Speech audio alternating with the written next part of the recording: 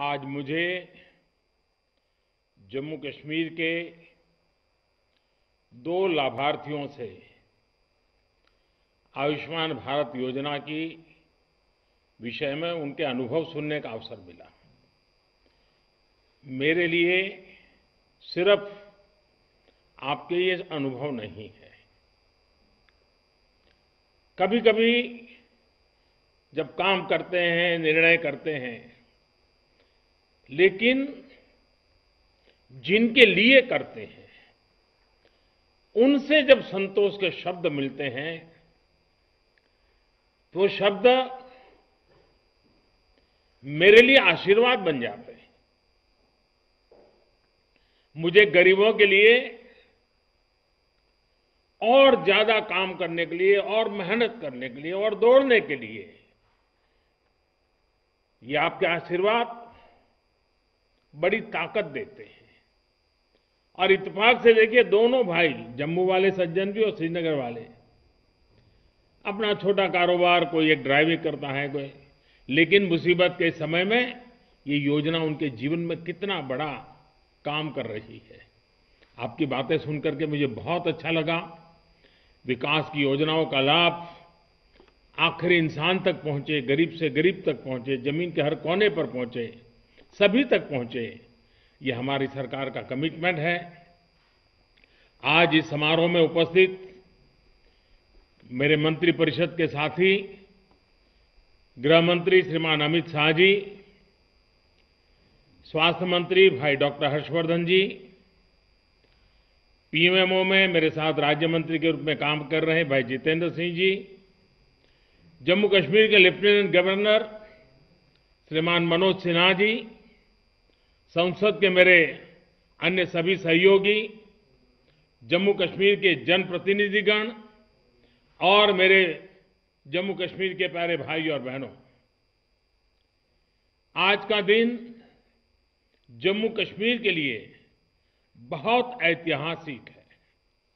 आज जम्मू कश्मीर के सभी लोगों को आयुष्मान योजना का लाभ मिलने जा रहा है। सेहत स्कीम अपने आप में एक बहुत बड़ा कदम है और जम्मू कश्मीर के अपने लोगों के विकास के लिए ये कदम उठाता देख मुझे भी बहुत खुशी हो रही है।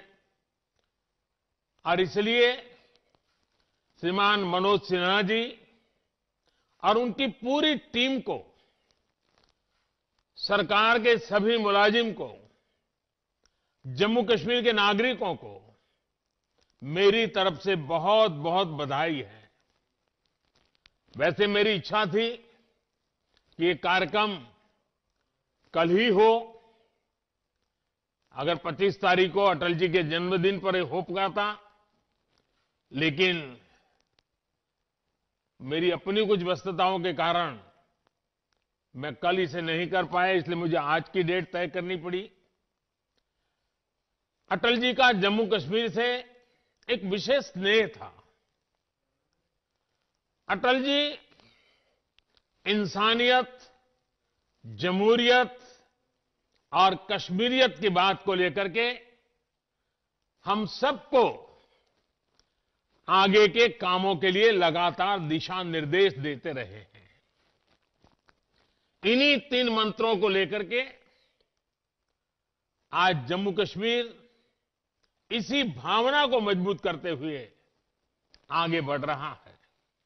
साथियों, इस योजना के फायदों पर विस्तार से बात करने से पहले मुझे अवसर मिला है आपके बीच आने का, तो मैं कहना चाहूंगा, मैं जम्मू कश्मीर के लोगों को लोकतंत्र को मजबूत करने के लिए भी अनेक अनेक अनेक अनेक बधाइयां देता हूं। डिस्ट्रिक्ट डेवलपमेंट काउंसिल के चुनाव ने एक नया अध्याय लिखा है। मैं इन चुनावों के हर फेज में देख रहा था कि कैसे इतनी सर्दी के बावजूद, कोरोना के बावजूद, नौजवान, बुजुर्ग, महिलाएं बूथ पर पहुंचे, घंटों तक कतार में खड़े रहे। जम्मू कश्मीर के हर वोटर के चेहरे पर मुझे विकास के लिए, डेवलपमेंट के लिए एक उम्मीद नजर आई, उमंग नजर आई। जम्मू कश्मीर के हर वोटर की आंखों में मैंने अतीत को पीछे छोड़ते हुए बेहतर भविष्य का विश्वास भी देखा। साथियों, इन चुनावों में जम्मू कश्मीर के लोगों ने लोकतंत्र की जड़ों को और मजबूत करने का काम किया है। और मैं ये भी कहना चाहूंगा कि जम्मू कश्मीर का प्रशासन, सुरक्षा बल, जिस प्रकार से उन्होंने इस चुनाव का संचालन किया और सभी दलों की तरफ से ये चुनाव बहुत ही ट्रांसपेरेंट हुए, नेक नियत से हुए, ये जब मैं सुनता हूं तो मेरा इतना मुझे गर्व हो रहा है कि जम्मू कश्मीर से चुनाव निष्पक्ष होना, स्वतंत्र होना, ये बात जम्मू कश्मीर की तरफ से सुनता हूं तो लोकतंत्र की ताकत का हमें और विश्वास मजबूत हो जाता है। मैं प्रशासन को भी, सुरक्षा बलों को भी ढेर सारी बधाइयां देता हूं। आपने छोटा काम नहीं किया है, बहुत बड़ा काम किया है। आज मैं अगर रूबरू में होता तो सब प्रशासन के लोगों को जितनी तारीफ करता शायद मेरे शब्द कम पड़ जाते। इतना बड़ा काम आपने किया है। आपने देश में एक नया विश्वास पैदा किया है और उसका पूरा क्रेडिट मनोज जी और उनके सरकार के, प्रशासन के सब लोगों को जाती है। भारत के लिए गौरव का पल है। साथियों, जम्मू कश्मीर में ये त्रिस्तरीय पंचायत व्यवस्था एक प्रकार से महात्मा गांधी का ग्राम स्वराज का सपना, एक प्रकार से चुनाव गांधी के ग्राम स्वराज का सपना जीता है। और देश में जो पंचायती राज व्यवस्था है उसने आज जम्मू कश्मीर की धरती पर पूर्णता को प्राप्त किया है। ये नए दशक में, नए युग के नए नेतृत्व का आरंभ है। बीते वर्षों में हमने जम्मू कश्मीर में ग्रास रूट डेमोक्रेसी को, जमीनी स्तर पर लोकतांत्रिक संस्थाओं को मजबूत करने के लिए दिन रात प्रयास किया है। और जम्मू कश्मीर के भाइयों बहनों को पता होगा, एक समय था हम लोग जम्मू कश्मीर की सरकार का हिस्सा थे। हमारे उप मुख्यमंत्री थे, हमारे मंत्री थे, लेकिन हमने उस सत्ता सुख को छोड़ दिया था। हम सरकार से बाहर आ गए थे। किस मुद्दे पर आए थे आपको मालूम है ना? हमारा मुद्दा यही था, पंचायतों के चुनाव कराओ, जम्मू कश्मीर के गांव-गांव के नागरिकों को उनका हक दो, उनको उनके गांव का फैसला करने की ताकत दो। इस मुद्दे पर हम सरकार छोड़ करके आपके साथ रास्ते पर आके खड़े हो गए थे। और आज मुझे खुशी है कि ब्लॉक स्तर पर, पंचायत स्तर पर या फिर जिला स्तर पर आपने जिन लोगों को चुना है उनमें से ज्यादातर आपके बीच ही रहती है। वो आपके बीच से ही निकलकर चुनाव जीते हैं। उन्होंने भी वो ही परेशानियां उठाई हैं जो आपने उठाई है। उनके सुख दुख, उनके सपने, उनकी उम्मीदें भी आपके सुख दुख, आपके सपनों और उम्मीदों से पूरी तरह मेल खाते हैं। ये वो लोग हैं जो अपने नाम के बल पर नहीं, बल्कि अपने काम के बल पर आपका आशीर्वाद ले पाए हैं और आज आपने उनको आपका प्रतिनिधित्व बना देने का हक दिया है। आज आपने जिन युवाओं को चुना है वो आपके साथ काम करेंगे, आपके लिए काम करेंगे। और जो लोग चुन करके आए हैं, मैं उनका भी बहुत बहुत अभिनंदन करता हूं। और जो इस बार विजयी नहीं हो पाए हैं, उनको भी मैं कहूंगा कि आप निराश मत होना, जनता की सेवा लगातार करते रहना। आज नहीं तो कल आपके नसीब में भी विजय आ सकता है। लोकतंत्र में यही होता है, जिसको मौका मिले वो सेवा करे, जिसको मेरे मौका न मिले वो सेवा के फल में कोई रह जाता है तो उसके लिए लगातार सक्रिय रहे। आप आने वाले समय में उन्हें अपने क्षेत्र के साथ ही देश के लिए बड़ी भूमिकाओं के लिए भी तैयार कर रहे हैं।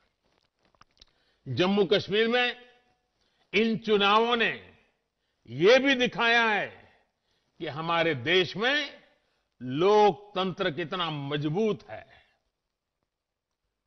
लेकिन मैं आज देश के सामने एक और पीड़ा की व्यक्त करना चाहता हूं। जम्मू कश्मीर ने तो यूटी बनने के 1 साल के भीतर भीतर त्रिस्तरीय पंचायती राज व्यवस्था के चुनाव करवा दिए, शांतिपूर्ण करवा दिए और लोगों को उनका हक दे दिया। अब यही चुने हुए लोग जम्मू कश्मीर के अपने गांवों का, अपने जिले का, अपने ब्लॉक का भविष्य तय करेंगे। लेकिन दिल्ली में कुछ लोग सुबह शाम आए दिन मोदी को कोसते रहते हैं, टोकते रहते हैं, अपशब्दों का प्रयोग करते हैं और आए दिन मुझे लोकतंत्र सिखाने के लिए रोज नए नए पाठ बताते रहते हैं। मैं उन लोगों को जरा आज आईना दिखाना चाहता हूं। ये जम्मू कश्मीर देखिए, यूटी बनने के इतने कम समय में उन्होंने त्रिस्तरीय पंचायती राज व्यवस्था को स्वीकार करके काम आगे बढ़ाया। लेकिन दूसरी ओर विडंबना देखिए, पुडुचेरी में सुप्रीम कोर्ट के आदेश के बावजूद पंचायत और म्युनिसिपल इलेक्शन नहीं हो रहे हैं। और जो मुझे यहां रोज लोकतंत्र के पाठ पढ़ाते हैं ना, उनकी पार्टी वहां राज कर रही है। आप हैरान होंगे, सुप्रीम कोर्ट ने 2018 में यह आदेश दिया था, लेकिन वहां जो सरकार है जिसका लोकतंत्र पे जरती पर भरोसा नहीं है, इस मामले को लगातार टाल रही है। साथियों, पुडुचेरी में दशकों के इंतजार के बाद साल 2006 में लोकल बॉडी पॉल्स चुनाव हुए थे। इस चुनाव में जो चुने गए उनका कार्यकाल 2011 में ही खत्म हो चुका है। कुछ राजनीतिक दलों की कथनी और करनी में कितना बड़ा फर्क है, लोकतंत्र के प्रति वो कितना गंभीर है, इस बात से भी पता चलता है। इतने साल हो गए, पुडुचेरी में पंचायत वगैरह चुनाव नहीं होने दिए जा रहे हैं। भाइयों और बहनों, केंद्र सरकार ये लगातार कोशिश कर रही है कि गांव के विकास में गांव के लोगों की भूमिका सबसे ज्यादा रहे। प्लानिंग से लेकर अमल और देखरेख तक पंचायती राज से जुड़े संस्थानों को ज्यादा ताकत दी जा रही है। आपने भी देखा है, गरीब से जुड़ी जरूरतों को पूरा करने के लिए पंचायतों का दायित्व अब कितना बड़ा है। इसका लाभ जम्मू कश्मीर में देखने को भी मिल रहा है। जम्मू कश्मीर के गांव-गांव में बिजली पहुंची है। यहां के गांव आज खुले में शौच से मुक्त हो चुके हैं। गांव-गांव तक सड़क पहुंचाने के लिए मनोज जी के नेतृत्व में पूरा प्रशासन कठिनाइयों के बीच भी बहुत तेजी से काम पर लगा हुआ है। हर घर जल पहुंचाने का मिशन जम्मू कश्मीर में तेजी से आगे बढ़ रहा है। अगले 2-3 साल में राज्य के हर घर तक पाइप से पानी पहुंच जाए, इसके लिए प्रयास किए जा रहे हैं। जम्मू कश्मीर में लोकल गवर्नेंस का मजबूत होना डेवलपमेंट के कामों में ये बहुत बड़ी तेजी लाएगा। साथियों, आज जम्मू कश्मीर के लोगों का विकास हमारी सरकार की सर्वोच्च प्राथमिकताओं में से एक है। चाहे वो महिला सशक्तिकरण हो, युवाओं के लिए अवसर की बात हो, दलितों, पीड़ितों, शोषितों, वंचितों के कल्याण का लक्ष्य हो, या फिर लोगों के संवैधानिक और बुनियादी अधिकार, हमारी सरकार राज्य की भलाई के लिए हर फैसले ले रही है। आज पंचायती राज जैसी लोकतांत्रिक संस्थाएं उम्मीद के इसी सकारात्मक संदेश को बढ़ा रही है। आज हम लोगों को ये विश्वास दिलाने में सफल हुए हैं कि परिवर्तन संभव है और ये परिवर्तन उनके चुने हुए पसंदीदा प्रतिनिधि ला सकते हैं। जमीनी स्तर पर लोकतंत्र लाकर हम लोगों की आकांक्षाओं को अवसर दे रहे हैं। जम्मू कश्मीर की अपनी महान विरासत है और इसके शानदार लोग अपने इस क्षेत्र को सशक्त करने के तरीके अपना रहे हैं, नए तरीके सुझा रहे हैं। साथियों, जम्मू कश्मीर की जीवन रेखा कही जाने वाली झेलम नदी में रावी, ब्यास, सतलुज मिलने से पहले कई उपनदियां भी मिलती हैं और फिर ये सारी नदियां महान सिंधु नदी में समा जाती हैं। महान सिंधु नदी हमारी सभ्यता, हमारी संस्कृति और विकास यात्रा का पर्याय है। इसी तरह विकास की क्रांति भी उपनदियां, सहायक नदियां की तरह ही कई धाराओं में आती है और फिर बड़ी धारा बन जाती है। इसी सोच के साथ हम स्वास्थ्य के क्षेत्र में भी परिवर्तन लाने की कोशिश कर रहे हैं। हमारी सरकार ने कई छोटी छोटी धाराओं की तरह कई योजनाओं की शुरुआत की है और सबका एक ही लक्ष्य है, स्वास्थ्य के क्षेत्र में क्रांतिकारी बदलाव लाना। जब हमने उज्ज्वला योजना के तहत देश की बहनों को, बेटियों को गैस कनेक्शन दिया, तो इसे सिर्फ ईंधन पहुंचाने की एक योजना के तौर पर नहीं देखा जाना चाहिए। हमने इसके जरिए अपनी बहनों, बेटियों को धुएं से मुक्ति दिलाई, पूरे परिवार की स्वास्थ्य को सुधारने का प्रयास किया है। महामारी के दौरान भी यहां जम्मू कश्मीर में करीब 18 lakh gas cylinder 18 lakh gas cylinder refill कराए गए। उसी प्रकार से आप स्वच्छ भारत अभियान का ही उदाहरण लीजिए। इस अभियान के तहत जम्मू कश्मीर में 10 लाख से ज्यादा टॉयलेट बनाए गए, लेकिन इसका मकसद सिर्फ शौचालय बनाने तक सीमित नहीं, ये लोगों के स्वास्थ्य को सुधारने की भी कोशिश है।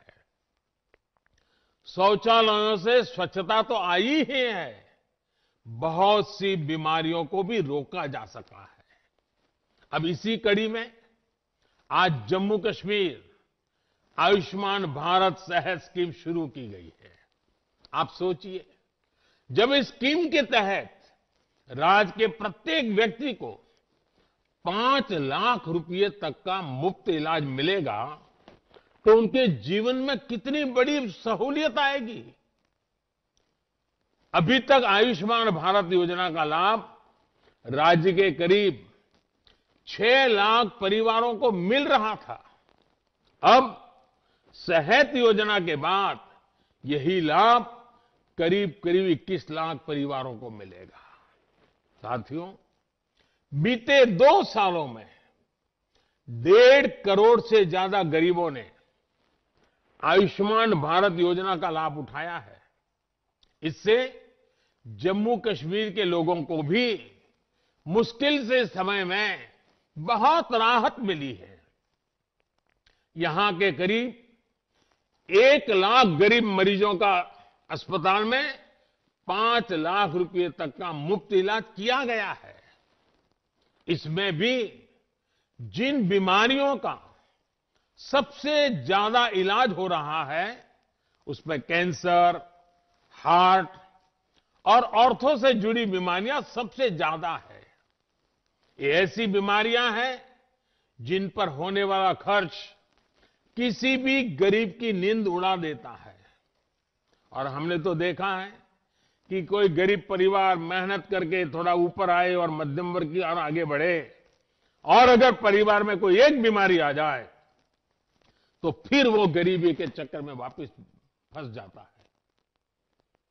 भाइयों बहनों, जम्मू कश्मीर की वादियों में हवा इतनी शुद्ध है, प्रदूषण इतना कम है कि स्वाभाविक रूप से हर कोई चाहता है, और मैं तो जरूर चाहूंगा कि आप हमेशा स्वस्थ रहें।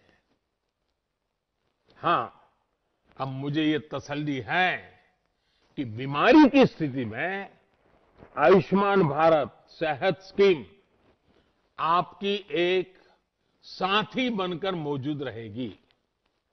साथियों, इस स्कीम का एक और लाभ होगा जिसका जिक्र बार बार किया जाना जरूरी है। आपका इलाज सिर्फ जम्मू कश्मीर के सरकारी और प्राइवेट अस्पतालों तक सीमित नहीं रहेगा, बल्कि देश में इस योजना के तहत जो हजारों अस्पताल जुड़े हैं वहां भी ये सुविधा आपको मिल पाएगी। आप मान लीजिए मुंबई गए हैं और अचानक जरूरत पड़ी तो ये कार्ड मुंबई में भी आपके काम आएगा। आप चेन्नई गए तो वहां भी काम आएगा, वहां के अस्पताल भी मुफ्त में आपकी सेवा करेगी। आप कोलकाता गए हैं तो वहां मुश्किल होगा, क्योंकि वहां की सरकार आयुष्मान योजना से नहीं जुड़ी है। कुछ लोग होते हैं, क्या करें। देश भर में ऐसे 24,000 से ज्यादा अस्पताल इस वक्त है जहां सेहत स्कीम के तहत आप इलाज करा पाएंगे। कोई बंदिश नहीं, कोई रोक टोक नहीं, किसी को कमीशन नहीं, कट का तो नामो निशान नहीं, कोई सिफारिश नहीं, कोई भ्रष्टाचार नहीं। सेहत स्कीम का कार्ड दिखाकर आपको हर जगह इलाज की सुविधा मिल जाएगी। साथियों, जम्मू कश्मीर अब देश के विकास के साथ कंधे से कंधा मिलाकर चल पड़ा है। कोरोना को लेकर भी जिस तरह राज्य में काम हुआ है वो प्रशंसनीय है। मुझे बताया गया है कि 3,000 से ज्यादा डॉक्टर, 14,000 से ज्यादा पैरामेडिकल स्टाफ, आशा कार्यकर्ता दिन रात जुटे रहे और अब भी जुटे हुए हैं। आपने बहुत ही कम समय में राज्य के अस्पतालों को कोरोना से लड़ने के लिए भी तैयार किया। ऐसे ही इंतजाम के कारण कोरोना के ज्यादा से ज्यादा मरीजों को बचाने में हम कामयाब रहे हैं। भाइयों और बहनों, जम्मू कश्मीर में हेल्थ सेक्टर पर आज जितना ध्यान दिया जा रहा है उतना पहले कभी नहीं दिया गया।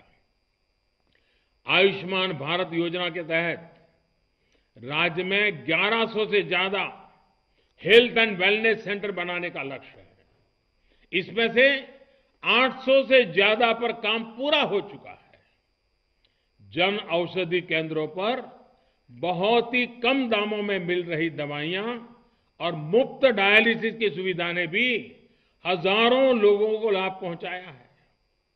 जम्मू और श्रीनगर डिवीजन में दोनों जगह 2 कैंसर इंस्टीट्यूट भी बनाए जा रहे हैं। दो एम्स का काम भी तेजी से चल रहा है।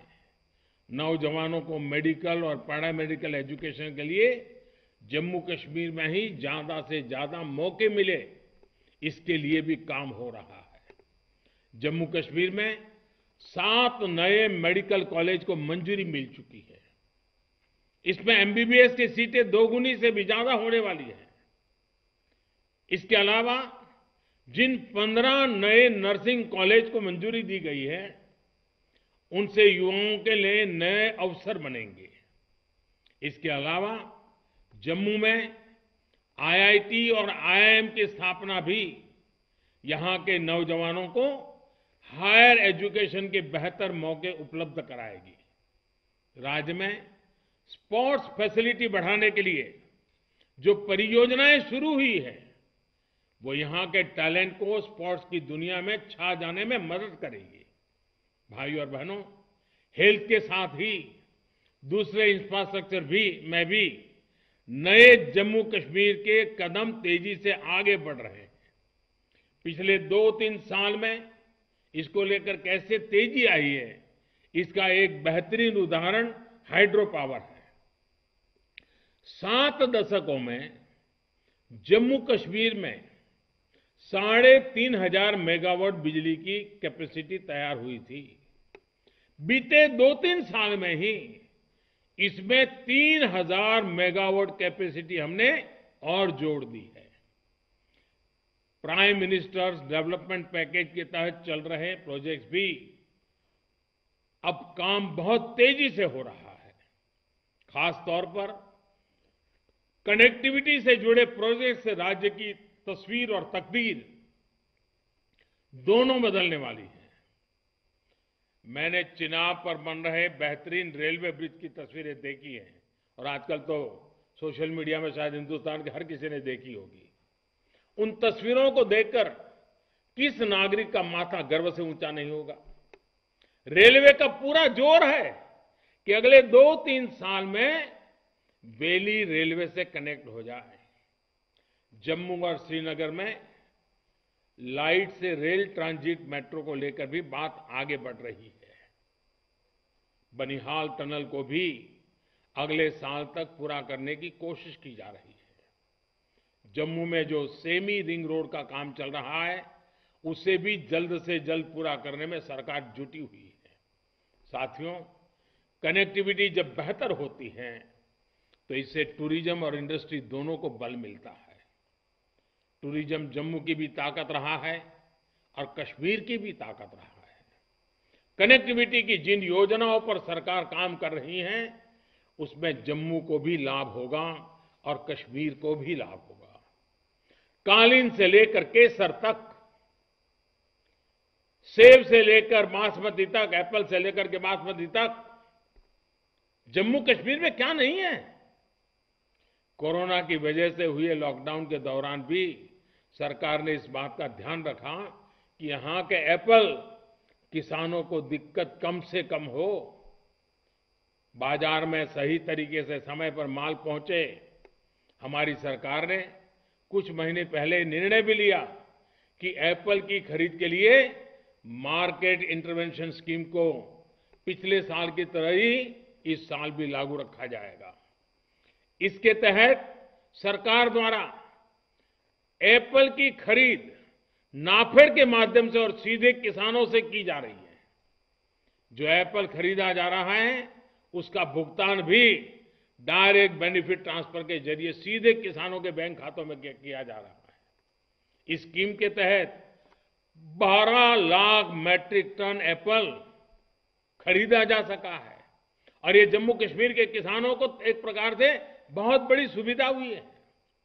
हमारी सरकार ने नाफेड को इस बात के लिए भी स्वीकृति दी है कि वो 2500 करोड़ रुपए की सरकारी गारंटी का उपयोग कर सके। एप्पल की खरीद के लिए आधुनिक मार्केटिंग प्लेटफॉर्म उपलब्ध कराने के लिए, ट्रांसपोर्टेशन की सुविधाएं बढ़ाने पर सरकार ने लगातार प्रगति की है।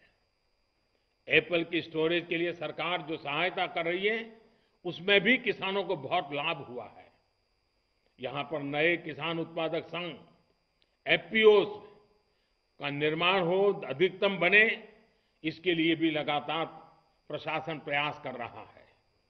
नए कृषि सुधारों ने जम्मू में भी और घाटी में भी दोनों जगह फूड प्रोसेसिंग इंडस्ट्री के लिए नए अवसर बना दिए हैं।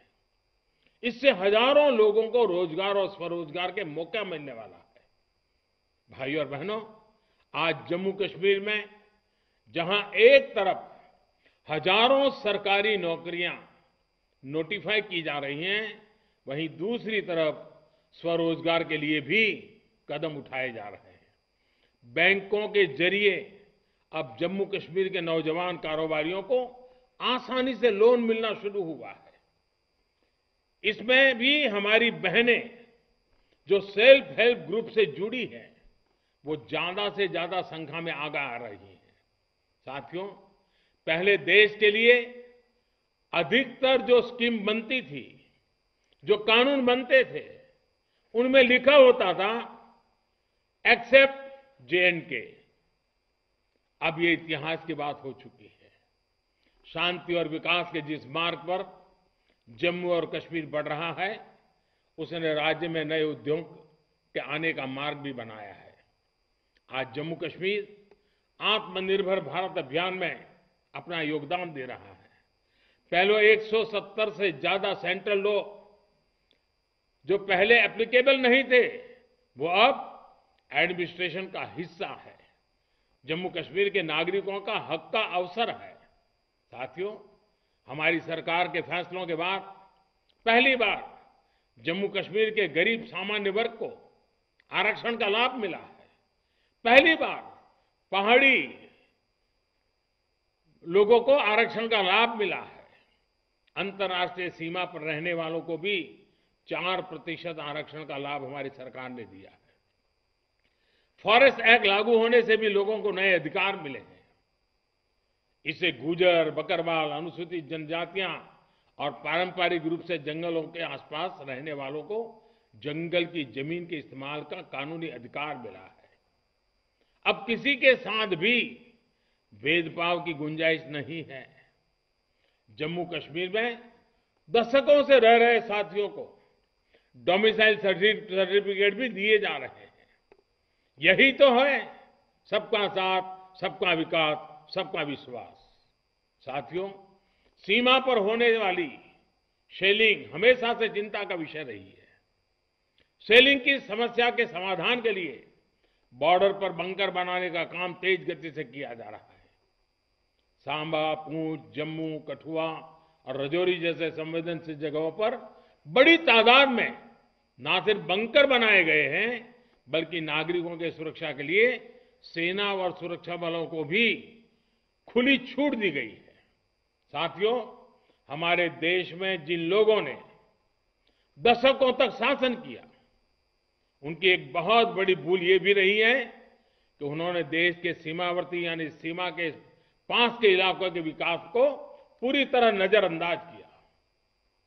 उनकी सरकारों की इस मानसिकता के ने जम्मू कश्मीर को या नॉर्थ ईस्ट हो, इन क्षेत्रों को पिछड़ेपन में रहने के लिए मजबूर कर दिया। जीवन की बुनियादी जरूरतें, एक सम्मानजनक जीवन की जरूरत है, विकास की जरूरत है, यहां के सामान्य मानवीय तक उतनी पहुंची ही नहीं जितनी पहुंचनी चाहिए थी। ऐसी मानसिकता कभी भी देश का संतुलित विकास नहीं कर सकती। ऐसी नकारात्मक सोच की हमारे देश में कोई जगह नहीं, न सीमा के पास न सीमा से दूर। हमारी सरकार की प्रतिबद्धता है कि देश का कोई भी क्षेत्र विकास की धारा में अब और वंचित नहीं रहेगा। ऐसे क्षेत्रों में लोगों का बेहतर जीवन भारत की एकता और अखंडता की भी मजबूती देगा। साथियों, देश के हर क्षेत्र का विकास हो, जम्मू का विकास हो, कश्मीर का विकास हो, हमें निरंतर इसके लिए काम करना है। एक बार फिर मैं श्रीमान मनोज सिन्हा जी को और उनकी टीम को आज जरूर बधाई देना चाहूंगा। जब मैं अभी मनोज जी को भाषण सुन रहा था, कितने काम उन्होंने गिनाए और जम्मू कश्मीर के लोगों के बीच में खड़े रह करके गिनाए। जिस तेजी से काम हो रहे हैं, पूरे देश के अंदर एक नया विश्वास, नई आशा पैदा करेंगे। और मुझे विश्वास है जम्मू कश्मीर के नागरिकों का कई दशकों का जो काम अधूरा रहा है, वो मनोज जी और वर्तमान की प्रशासन टीम के माध्यम से अवश्य पूरा होगा, समय से पहले पूरा होगा, ऐसा मेरा पूरा विश्वास है। एक बार फिर आप सभी को सेहत स्कीम के लिए, आयुष्मान भारत योजना के लिए बहुत बहुत बधाई देता हूं। माता वैष्णो देवी और बाबा अमरनाथ की कृपा हम सब पर बनी रहे, यही अपेक्षा के साथ बहुत बहुत धन्यवाद।